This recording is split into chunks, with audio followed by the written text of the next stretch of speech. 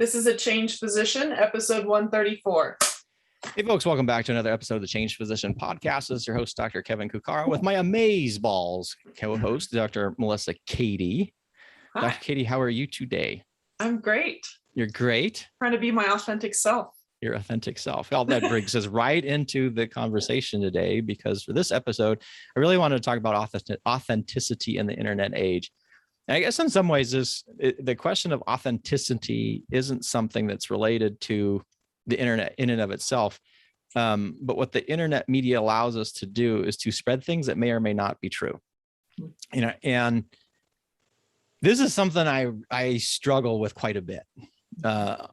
If you've ever done any sort of values work, and people are like, oh, what are you talking about values work? Values work is actually identifying what's important to you. You know, value. I think we may have had an episode on it where, you know, beliefs are something that you think is true, but a value is something that you feel is true, or you believe that is true, that is important to you, right? So what is important to you that you sort of believe around, that your behavior is based around, and everything else. And one of my core values is truth. Which sounds awesome. I'm sure. Oh, yay, honesty. That's a great thing. It's actually a bitch. I mean, it is a rough value to, it would be, I mean, an easier one would be maybe compassion or empathy or something as a core value, but truth as a core value is really hard because people don't necessarily want honesty. Shockingly enough, we always say we do, but no, actually we don't all the time. And that truth and honesty, along with authenticity, actually, you know, all go together.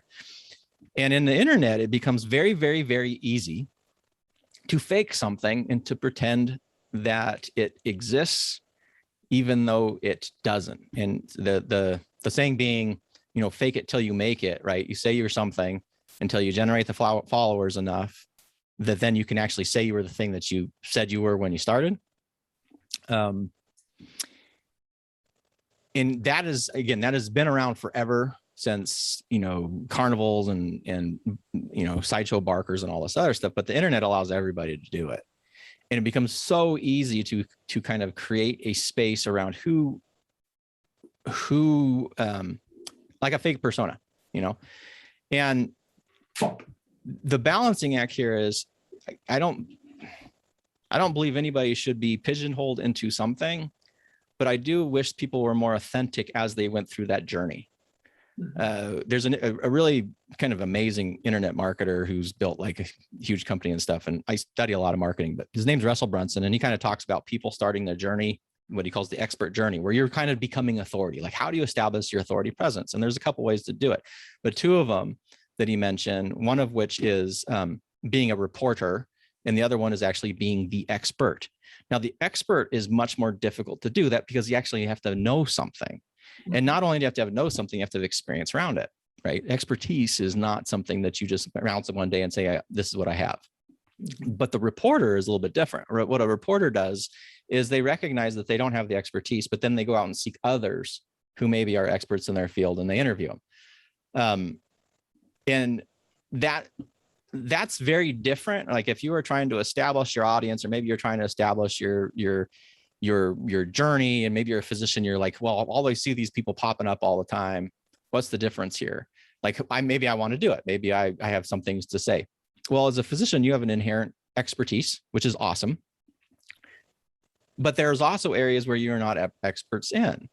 And so in those, you can then pose yourself as the reporter and find other people who could give you info. We do that quite a bit. Like, we pull people in and ask them questions and kind of discover and learn along with them, being in that reporter journey. That's very, very different, though, than selling yourself as an expert in X, when you are not in necessarily a way to say expert in X, when you have not had any experience in what it is that you say that you're an expert in, or your experience is so limited, 2 months, 3 months, 4 months, 5 months, or whatever, and then somehow you are now the expert. That I think I get a little upset about. And it becomes, there are people out there that we know that that's what they do, Yes. right? And so if someone who has this kind of truth core value, you want to play nice in the sandbox, but at the same time, there's this conflict that because not saying something to me is sort of like if you see fraud and don't say fraud, you're a fraud kind of a deal. Nassim Taleb, Black Swan thing. But yeah, anyway, I wrestle with that. So what are your feelings about authenticity in the age of the internet? Well, even if you got what we perceive as experts, I mean, we've all been deceived at some point by somebody. We can think of somebody in particular we were just discussing off the air. But I did want to bring up, because it's especially this past year or so with pandemic, there's been a lot of our politics and whatnot. There's definitely the use of the word misinformation and disinformation. And I was pulling up and this is kind of, I see it in multiple sources, some business articles too, that they both can kind of be the same thing, but at the same time, misinformation, regardless of the intent, it's just false or inaccurate. So there might be some intention behind it, but just in general, misinformation it's false or inaccurate.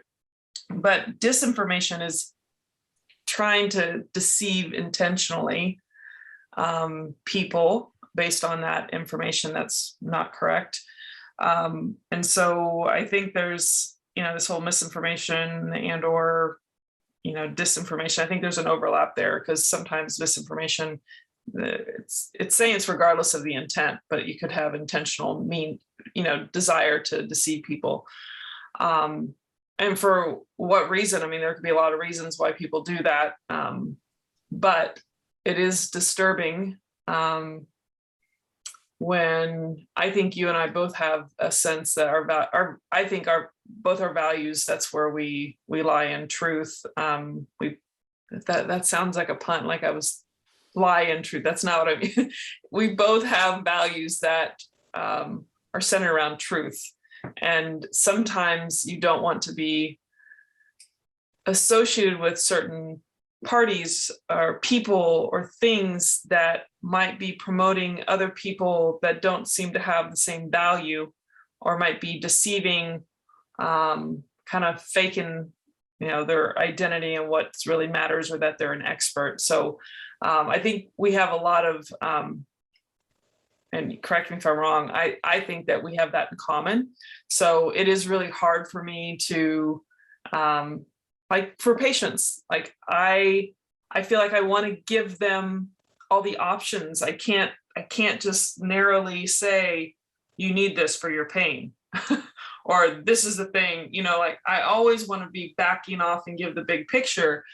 These are all the options out there, like these, to narrow it down and deceive people into thinking that that is the way to treat it and the only way. That is really hard for me. Like I can't do that. It looks like you want to say something. Well, I was just going to add in there. That brings in another. It's sort of off the topic, so I'm able to save it for another episode. But there's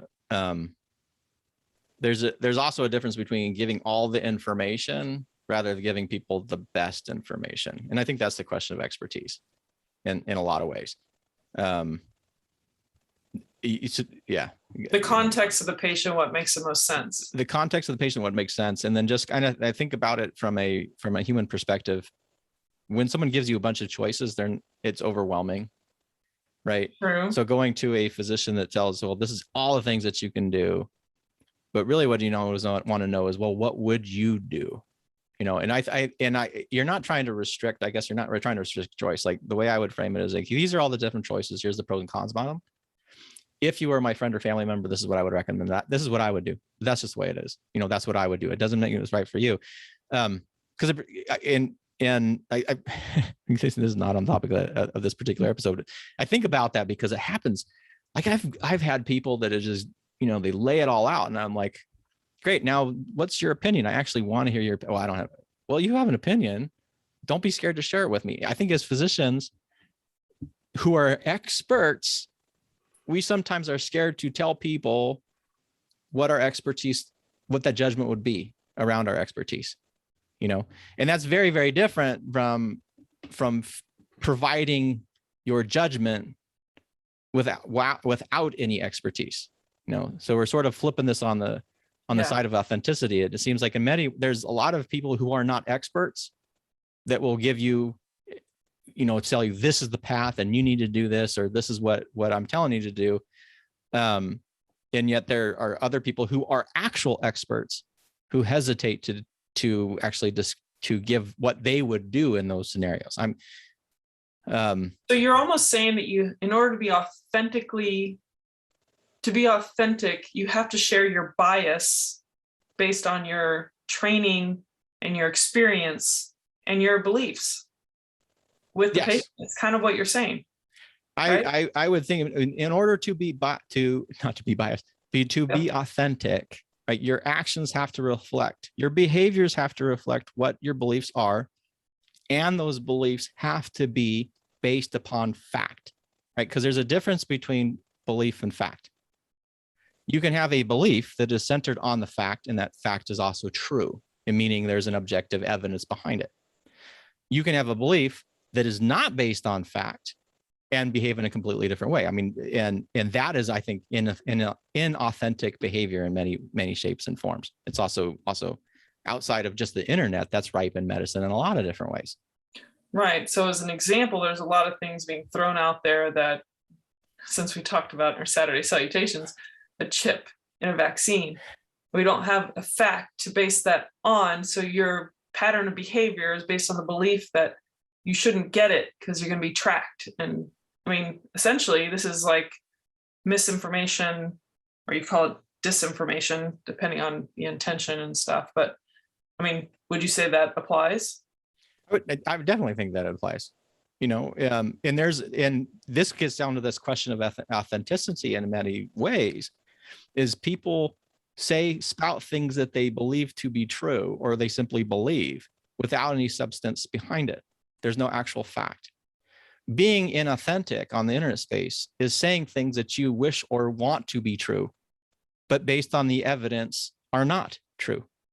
Calling yourself a financially independent, whatever, something, and yet when you actually look in their background, that doesn't seem to be the case. That's inauthentic behavior, right? Because now you're trying to promote this idea that you're the expert in this in order to gather a crowd so that you can sell your price, whatever it is. Usually it's a coaching product or some course based on whatever. A lot of in the internet marketing space, they talk about the people who get rich selling how to get rich, right? They get rich by selling courses on how to get rich online. That's actually what the product is. But they were not rich before.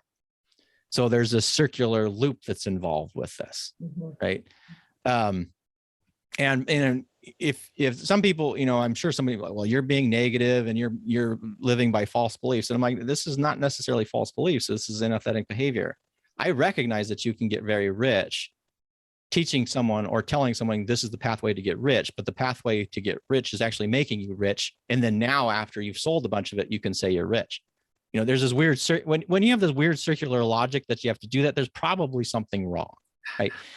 But it's I want to mention before I forget is it's very weird how the psychology of people, when they just consume information, like, I can't believe I'm going to say this, but people like, oh, someone on TikTok said this, and this, and like the fact has been published, like someone created, there's some level of, especially for people that only can consume in quick little snippets, and they'll never go read or dissect or do their due diligence to like even go verify, not on another TikTok video or another, like literally go find more legitimate resources to validate if there's any truth to this. Not someone who's just like throwing it out there in the social media to try to influence you, like literally find reputable sources.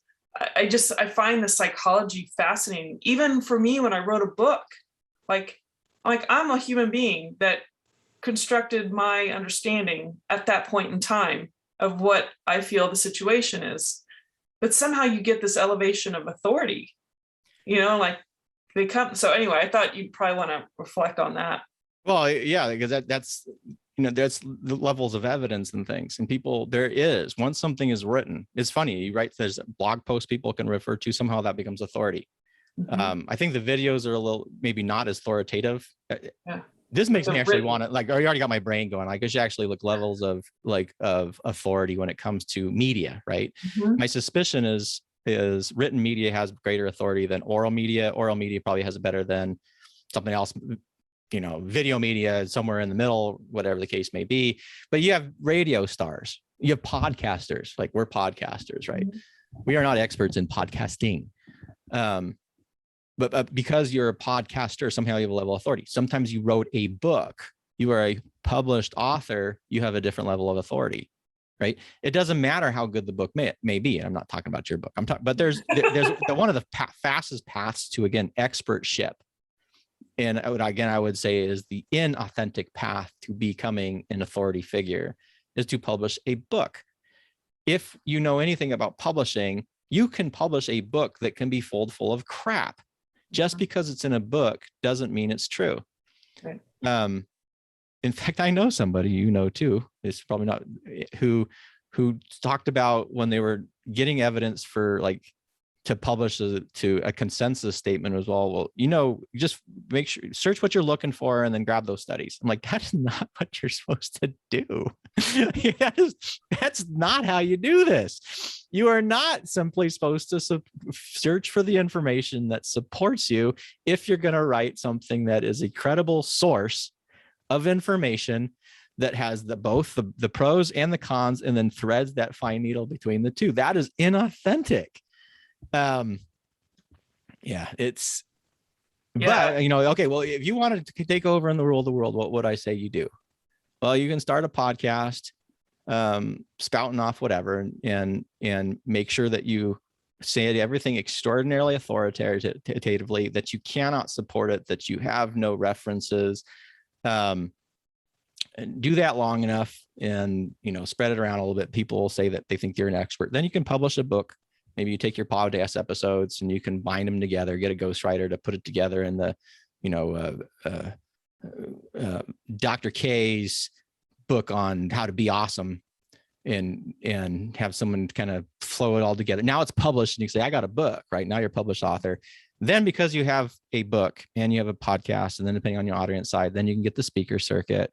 And at some point, all of a sudden you do become this rich, successful person who was built on a path of essentially lies, right? So the lie, the lie becomes the truth simply because enough people believe the lie. Holy crap, that's so true of so many different things right now. Anyway, yeah. Yeah. Well, and I was thinking too, is that the audience, we didn't even discuss this, but depending on the audience's level of, I'll put it this way, if someone who's never been an author reads my book or anybody else's book, the perception of authority, I think, is higher than if you are an author yourself who kind of understands this sense of, like, commonness, like this reality that, you're just another human being who wrote a book, and what's involved and how you can make it better or not or whatever. But I think the less educated, the less personal development, the less engaged they are in any kind of activities such as writing blogs or writing books or creating a movie or whatever it is. I mean, there's a lot of ways that people can do this. I think they're the most vulnerable to misinformation and disinformation. So they don't recognize we all can be, deceived, but if you have no awareness, see, it all comes right back to awareness, that your ability to perceive authenticity is decreased if you are of a lower awareness or educational standpoint. I'll just say, I'll call it sophistication. Okay. Sophistication being, I think sophistication requires a level of awareness. As you increase a level of awareness of how things work, your sophistication increases. And that's through life experience, right? So people have traumatic things. Maybe you had not this ever happened to me. Maybe you had an agent from a particular financial institution that sold you a bunch of bull, and you end up losing some money with it. because you trusted them, uh, and painted your view of financial people for the rest of your life. Anyway, there's a sophistication, there's lived experience sophistication, and there's sophistication that comes through actual learning and book learning and challenging and growing your mind. Yeah. And it makes me, this is another, I want to do this as actually another episode where we talk about sophistication, because there's two ways you can live life. You can live life with Socrates, right? Who says the unexamined life is not worth living, where you actually look and examine what it means to be you, and what it means to be you in a society, and what it means to be a thinking creature, and what is thinking in result to that. Or you can be a Forrest Gump. Now, Forrest Gump is awesome. Forrest Gump doesn't have a lot of awareness, but he's also had a very, a successful life, and it worked for them. I think in general, though, most people, that Forrest Gump path is very easy to manipulate. Like, we didn't talk about what happened to Forrest Gump after the movie ended. In fact, I think there's another story, and he lost all his money because people took advantage of him and all. I don't know, something like that. But becoming more aware, and then being able to discern what is true and what is not, is really, really important. Now, this inauthentic thing comes down to, people want to get mad at me and say, well, so what you're saying is a fact is debatable. Well, no, a fact is a fact. It's the subjectiveness behind it that then changes. And that's where we need to have a debate. If we cannot agree on what a fact is, we do not have a functioning society. Yeah. Because we don't have a bar that we can build a consensus or agreement on. Now, that's moved obviously from where we started with inauthenticity. But how do you build an authentic relationship or an authentic foundation for who you are if you don't have an authentic fact or some sort of authentic cobblestone, some sort of foundation that is mutually agreed upon as for you and your society, that's not shifting and moving because someone tells you it's not true, even though you're looking at it and it's actually, well, that looks hard, that looks, gray brown. There are other gray brown objects around it. It's heavy. Wait, that's not a rock? I would have thought that was a rock. No, you're telling me it's a chicken? I mean, that's what that I think that's, kind of this whole inauthentic behavior where people are designing lives that are inauthentic on the internet. Then we have people over here who are intentionally disinforming people and designing their lives for them by manipulating and telling them what is true and what isn't true anymore. And it's not based on fact. It's based on what they say. Yeah, I guess that's, for someone, from a truth value person, it's really this is actually, I just think about it. I've been in a kind of a funk about this stuff lately because you're just seeing what is happening. Yeah. And I think what the thing has been really hurting me for a long time now, we're talking years, is the fact that there doesn't seem to be a recognition for what is true and what is not true. And there's a group of people, whoever they are and in whatever spectrum you want to say, who can't even agree on what the truth, like a fact is. Again, but not a nation of truth yet. Truth has some perceptual elements as well, but simply what is a fact, that 2 + 2 = 4. If we can't talk about that, like it's super disturbing to me. And then the people who run off and say, I'm going to build a business by saying 1 + 1 = 6. That it just really hurts my soul, I guess is the way to put it. Well, I mean, and it's either they're clueless, have no awareness of what the fact is, or they want to be in denial of it in order to support, for their own selfish reasons, whatever their objective is. If they're trying to mislead a community or country or whatever it is, for their own benefit. And whether they're aware of that intention or not, sometimes people have their own, for lack of a better word, some other personality flaws that can make them latch on to things that are not true and send that information to a community because it's really fulfills their own needs. But that's a very generic thing. But I think for the purpose of the authenticity on the internet, there's a lot of different things out there. that you could relate it to. And I think most of us that are aware are recognizing this incongruence with what's being perpetuated versus the facts. And so I guess, my feeling, unless you have any last thoughts, is that we need to be aware and to recognize that not everyone that's purporting to be an expert is authentic, and that we should tread carefully and be intentional. Any last thoughts on that? No, I think that's a great way to end it. And just like everything is, a healthy degree of skepticism serves everybody well. Like, I don't ever want anybody just to believe me unconditionally. That's scary to me. Mm-hmm. That's like cult leader, where just don't listen to anybody else. Just trust me. That's crazy. Like, seriously, like if you guys are listening to this and you hear something and we have a guest on, or someone says something, and if there's something that we say that you're like, that doesn't ring true, and maybe you have expertise around it, or you have some data or something, please send it in. I would love to hear that. And anybody who tells you that they know everything and have all the answers and aren't willing and not wanting, those are the people you need to worry about. And unfortunately, there's quite a few of them out there. Or people who really are saying one thing and then you look, there's no track record behind it. That just, and then they don't even mention it. That's the other thing. It's like somehow it's this magical thing that I don't know, because there's people who are very honest and they published, we've had some really awesome guests that have talked about their journey and things. I do think length of time is important. When we had Bill and Acacia on, that's, rather than talking about financial independence and having 2 years, they have 30 plus years. So there's some longevity there, and let's have a discussion on that. If it's shorter term, have some discussion about that. But anybody, and we haven't had this person, I'm not going to say it, if we haven't had anybody that I know of that has said, financially, I'm trying to think of the thing is that somehow they're magical.